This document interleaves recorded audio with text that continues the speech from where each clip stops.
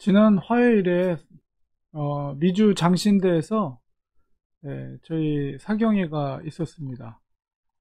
그 사경회에서 첫 번째 시간에는 박규민 목사님께서 건강한 교회란 어떤 교회인가, 그 원리에 대해서 설명해 주셨어요. 그 대장암 투병 중이신데도 제가 알기로는 아마 84세 정도, 제가 연세가 그 정도 되신 걸로 알고 있는데요. 86세. 네. 그리고 대장암 투병 중이심에도 불구하고 힘있게 말씀을 하시는 모습을 보고 존경의 마음으로 보았습니다. 두 번째 시간에는 아리조나 투싼 영락교회 장충렬 목사님께서 말씀을 전해 주셨습니다. 개척교회로 시작해서 2003년 개척해서 지금은 그 지역에서 가장 영향력 있는 교회로 성장하게 된 그 목회 경험을 나눠 주셨습니다. 핵심적인 메시지는 전도와 선교에 힘쓸 때 건강한 교회로 성장할 수 있다는 것이었어요. 말씀을 듣고 은혜가 충만해서 집으로 오는 길에 저는 교통사고를 당했습니다. 좌회전 신호를 받고 턴을 하고 있었는데 옆 차선에서 빨간불로 대기 중이었던 픽업 트럭이 갑자기 제가 가는 차선으로 차선을 변경해서 결국 제 차를 치웠습니다. 다행히 저는 크게 다치지는 않았지만 제가 타고 있던 프리우스 차량은 수리비 견적이 한 5,000불 정도가 나올 정도로 많이 찌그러졌습니다. 이 사건을 우리가 겉으로 보면 트럭 운전수의 실수였지만 저는 이거를 개인적으로 느끼기를 영적으로 사탄의 공격으로 생각이 되었습니다. 그런 경험을 하면서 날마다 우리가 살아가는 것이 하나님의 은혜라는 것을 생각하게 되었습니다. 오늘은 말씀 속에서 가버나움에서 예수님께서 처음으로 이제 사역을 시작하는 것을, 그 사건을 보겠는데요. 그 주님의 사역이 시작될 때 사탄도 얼마나 그것을 경계하고 또 공격을 하려고 했을까요? 이 영적인 긴장을 오늘 본문 속에서도 느낄 수가 있습니다. 예수님의 사역의 시작을 우리가 자세히 살펴봄으로써 주님께서 교회를 향하신 뜻이 무엇인가를 깨닫는 시간을 가지려고 합니다. 우리가 예수님의 그 첫 번째 사역의 영적인 긴장감을 느낄 수 있는 첫 번째 사건은 오늘 본문 속에 12절에 있는 것처럼 바로 세례 요한이 붙잡힌 것입니다. 우리 세례 요한의 역할은 주님의 사역의 그 사역을 준비하는 그런 역할을 하였죠. 주님께서 마음껏 사역할 수 있도록 그 길을 예비하는 역할을 했습니다. 세례 요한은 하나님 나라의 천병과 같은 역할을 했습니다. 그런데 오늘 본문 속에서 그 천병이 붙잡힌 거예요. 그러니까 일반적으로 전쟁에서 승리하기 위해서는 천병이 중요합니다. 그래서 천병이 잡혀서는 안 되죠. 천병이 길을 이렇게 개척할 뿐만 아니라 제일 먼저 적의 첩보를 본진에 전달하고 본진과 이렇게 연합해서 적을 섬멸하는 것이 승리의 수순입니다. 그런데 하나님 나라의 천병인 바로 세례 요한이 붙잡혔다는 것은 바로 예수님께도 닥치게 될 고난을 우리가 짐작할 수 있는 사건이다, 이렇게 이해할 수가 있고, 또 예수님께서도 바로 그런 긴장감을 아셨습니다. 그런 상황 속에 사역이 시작되었는데, 두 번째로 사역에 앞서서 이런 영적 긴장감은 13절에서도 우리가 알 수가 있어요.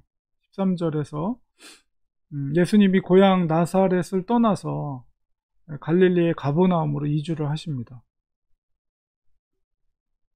마태복음에는 간단하게 표현되어 있지만 예수님께서 이사를 하게 된 이유, 그것이 바로 누가복음 4장 29절에서 30절에 그것을 우리가 찾을 수가 있습니다.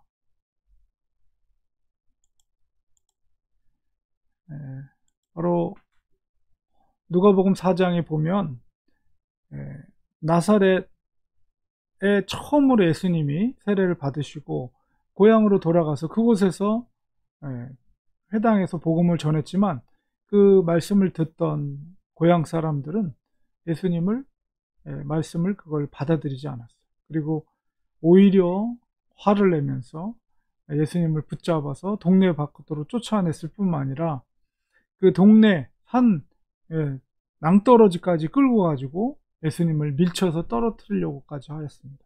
예수님은 호련히 그 가운데서 지나가셨다 이렇게 표현되어 있죠. 그런 초자연적인 능력을 통해서 그 위기를 벗어나게 되죠. 바로 이런 사건을 통해서 바로 예수님의 가족은 갈릴리에 더 이상 있을 수 없었고 가버나움으로 결국은 삶의 터전을 옮기게 됩니다. 강제로 이렇게 쫓겨나듯이 예수님과 그 가족들은 갈릴리로 이렇게 이주하게 되는데요. 바로 이런 사건이 과연 하나님 나라의 패배였을까요? 그렇지 않습니다. 우리 본문을 우리가 보면 15절에서 16절에 바로 그것은 이사야 선지자를 통해서 예언된 말씀의 성취라는 것을 우리가 보게 됩니다. 바로 주님은 천대받는 갈릴리 지역에서 하나님의 나라 사역을 시작하셨습니다. 어두운 곳에 빛이 더욱 찬란하듯이 주님은 그렇게 멸시당하던 갈릴리를 복음의 전초기지로 삼으셨습니다. 세례요한은 붙잡히고 또 고향 사람들이 예수님을 외면했지만 주님은 조금도 흔들림 없이 본격적인 하나님 나라의 건설을 위한 영적 전투를 준비하셨습니다. 예수님의 사역의 의미는 바로 이사야 선지자의 예언처럼 흑암과 사망의 땅에 생명의 빛을 비추는 것입니다. 빛이 비추어질 때 사망과 흑암의 공포는 사라집니다. 그 놀라운 역사가 바로 이 가버나움, 갈릴리에서 이제 막 시작하려고 하는 것입니다. 17절에 보면 이때부터 예수께서 비로소 전파하여 이르시되 회개하라 천국이 가까웠느니라. 드디어 이제 사역이 시작됐죠. 이 가버나움, 갈릴리 가버나움으로 이주하시고 영적으로 무장하신 예수님은 드디어 사역을 시작하십니다. 가버나움 회당에서 제일 먼저 그것을 시작하셨어요. 말씀이 선포됐습니다. 가버나움에서 시작된 예수님의 첫 번째 말씀은 너무나도 심플했어요. 회개하라 천국이 가까웠느니라. 복음은 아주 심플합니다.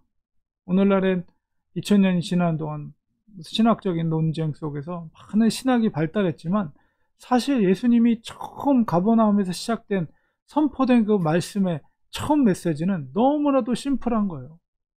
이 말씀은 바로 세례 요한의 메시지와도 동일하였습니다. 회개하라 천국이 가까웠느니라. 복음의 시작은 바로 자기의 죄를 인정하는 것으로부터 시작입니다. 그리고 그 죄를 회개하는 것이죠. 이 회개라는 것은 단순한 우리가 후회 혹은 반성이 아니라 그 죄를 인정하고 하나님 앞에 사람 앞에 그리고 용서를 구하고 하나님 앞에 또한 사람 앞에 그리고 또 그 죄로부터 돌이키는 거예요. 그리고 죄에 대한 대가를 치르는 것입니다. 그것은 바로 삶의 변화가 이루어지는 거죠. 삶의 변화가 없는 회개는 올바른 회개라고 할 수가 없어요. 세례 요한에게 물세례를 받았죠. 예수님도 많은 사람들이 물세례를 받았는데요. 이 물세례의 의미는 죄를 회개하고 내가 새로운 삶을 살겠다는 순종의 증표로 행해진 예식입니다. 진정한 회개가 있을 때 진정한 구원의 길이 열리게 되는 것입니다. 그래서 주님은 회개하라 그것을 선포하셨고, 두 번째 천국이 가까웠다는 의미는 예수님을 통한 구원의 길이 이제 곧 열리게 된다는 의미입니다. 아직은 아니지만 공생의 3년 후에 바로 십자가를 통한 구원의 길이 활짝 열리게 됩니다. 예수님은 자기가 걸어야 할 길이 무엇인지를 처음부터 알고 계셨습니다. 그래서 천국이 가까웠다고 선포하신 것입니다. 하나님 나라의 선포는 말씀으로 시작됐습니다. 예수님의 삶 자체가 말씀의 성취임을 우리는 너무나도 잘 알고 있습니다. 주님의 사역을 통해서 우리가 말씀이 얼마나 중요한가를 우리 깨달아야 합니다. 사도 요한도 요한복음의 1장에 보면 태초에 말씀이 계셨다라고 하였고, 그 말씀이 하나님과 함께 하셨으며 곧 하나님이다, 이렇게 말했습니다. 그리고 이어지는 말씀 속에 말씀이 육신이 되셨으니 그분이 곧 십자가에 죽으신 그리스도라고 하였습니다. 그리스도인의 능력이 바로 이 말씀 안에 있음을 복음서는 우리에게 증거하고 있습니다. 예수님의 사역의 끝은 무엇입니까? 예수님이 십자가상에서, 골고다 언덕 십자가상에서 마지막 말씀으로 다 이루었도다 라는 말씀을 통해 그 십자가의 사명의 완성을 선포하셨습니다. 그렇다면 예수님의 믿음의 공동체인 우리들 교회의 공동체, 무엇을 해야 될까요? 말씀을 우리는 보고 듣고 읽고, 또한 말씀을 깨닫고, 또한 말씀을 순종하는 것입니다. 거기에 그리스도인의 능력이 있습니다. 부활하신 예수님은 제자들에게 마지막 지상명령을 말씀하셨습니다. 그것이 무엇입니까? 마태복음 28장 19절 20절에 있는 말씀이에요. 이 말씀의 핵심이 무엇이에요?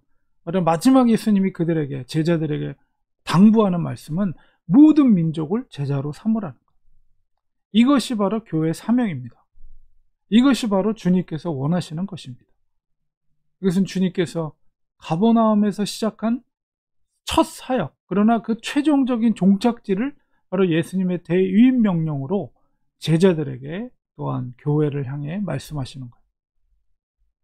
말씀에 순종하는 자들은 예수님께서 뭐라고 그랬습니까? 내가 세상 끝날까지 너희와 항상 함께 있을 것이라고 약속해 주셨어요. 그 함께 하심의 은혜를 순종하는 자들에게 허락해 주셨습니다. 우리가 주님과 함께 할 때 우리가 상상할 수도 없는 놀라운 일들이 주님의 도우심을 통해 이루어지게 되는 것입니다. 하나님은 순종하는 자들을 기뻐하십니다. 주님께서 가라 할 때 우리는 순종해야 돼요. 왜 오늘날에는 전도가 안 된다, 오늘날에는 기적이 사라졌다, 왜 그런 이야기를 합니까? 2000년 전에 그 성령님께서 지금 성령, 역사하신 성령님이랑은 전혀 다른 것인가요? 그렇지 않습니다. 주님께서 가라 하실 때 대부분의 사람들은 이런저런 핑계를 대면서 가지 않아요. 사람들은 자녀들 문제, 직장 문제, 이런 문제, 저런 문제로 갈 수 없다고 합니다. 가지 않습니다. 가지 않는데 무슨 역사가 일어나겠습니까? 우리는 말씀에 순종해야 됩니다. 나의 상황을 뛰어넘는 순종이 있어야 합니다. 그럴 때 하나님의 기적과 성령의 놀라운 역사들이 이루어지게 되는 것입니다. 기적의 사건들이 바로 우리의 삶의 현장 속에 나타나게 되는 것입니다. 승천하시기 전 예수님은 제자들에게 성령의 강림을 기다리라고 하시면서 사도행전 1장 8절에 이렇게 말씀하셨습니다. 오직 성령이 너희에게 임하시면 너희가 권능을 받고 예루살렘과 온 유대와 사마리아와 땅끝까지 이르러 내 증인이 되리라. 예수님은 제자들에게 땅끝까지 이르러 내 증인이 될 것이라고 하셨어요. 그들은 예루살렘에서 성령의 강림을 체험하였습니다. 그러나 여전히 그들이 예루살렘 교회를 중심으로 해서 모여 있을 때 하나님은 그들을 흩으시죠. 스데반 집사님의 순교와 이어지는 핍박을 통해서 강제적으로 그를 흩으셔요. 어떤 사람들은 로마로, 어떤 사람들은 안디옥으로, 어떤 사람들은 북아프리카, 여러 곳으로 제자들은 흩어집니다. 사도 바울을 보면 알겠지만 땅끝까지 가려면 많은 역경을 만나게 됩니다. 그러나 그것을 주님의 명령으로 알고 믿음으로 순종하게 되면 사도 바울과 같은 놀라운 일들이 이루어지게 되는 것입니다. 가버나움에서 시작된 복음은 지금도 여전히 땅끝 마을을 향해 전파되고 있습니다. 순종하는 자를 통해서 우리도 순종해야 됩니다. 우리 교회의 핵심 가치를 거기에 두어야 합니다. 주님의 이 명령에 순종할 때 우리 렌초아니 교회는 하나님께 쓰임받을 수 있습니다. 어둠 속에서 빛을 발할 수가 있습니다. 주님의 복음이 땅끝까지 전파될 수 있도록 우리는 힘써서 기도하고 또 우리가 할 수 있는 일을 찾아서 선교를 해야 합니다. 뜻이 있는 곳에 길이 있어요. 우리는 더 힘을 내서 선교에 헌신해야 합니다. 지난 화요일 사경회에서 저는 조장으로 조별 기도회를 인도했습니다. 조언 중에 미리 저에게 참석하지 못할 것에 대해서 저에게 이메일을 보냈어요. 근데 그 여자분이었는데 그분이 현재 스페인에 머물고 있다고 하였습니다. 그리고 그곳에서 산티아고 순례길을 걷고 있다고 하였어요. 여러분 들어보셨을 것입니다. 산티아고 순례길. 산티아고 순례길이라는 것은 12명의 예수님의 사도 중에서 제일 먼저 순교를 당한 야고보 사도, 그 야고보 사도가 예수님의 땅끝까지 내 증인이 될 것이라는 그 말씀을 부여잡고 그 당시 세계관 속에서 땅끝이었던 서바나, 곧 스페인의 땅끝 마을까지 복음을 들고 그곳을 걸어서 방문했다는 것을 유래가 되었어요. 그리고 훗날에 그곳에 기념교회를, 바로 성 야고보 기념교회를 그곳에 세우게 되었습니다. 복음을 들고 땅끝까지 복음을 전하겠다는 그 순종함을 통해서 많은 지금도 순례객들이 바로 야고보가 걸었던 그 길을 걸어서 가고 있습니다. 하나님의 말씀에 순종하는 자들을 통해 복음은 확장되어 갑니다. 그런 그리스도인들이 모여있는 교회를 하나님은 기뻐하십니다. 그리고 더욱 복음을 잘 전할 수 있도록 하나님께서 그 교회에 물질도 부어주시고 사람도 보내주시고 또한 필요한 모든 것들을 하나님께서 허락해 주셔서 그 일들을 더 잘할 수 있도록 하나님이 도와주십니다. 이것이 우리가 예수님의 첫 사역, 갈릴리 가버나움에서 첫 사역에서 우리가 깨달아야 하는 핵심입니다. 말씀을 순종하여 복음을 전하는 것, 거기서 놀라운 일들을 이루어진다는 것을 우리는 꼭 기억하고 순종해야 할 줄 믿습니다. 기도하겠습니다.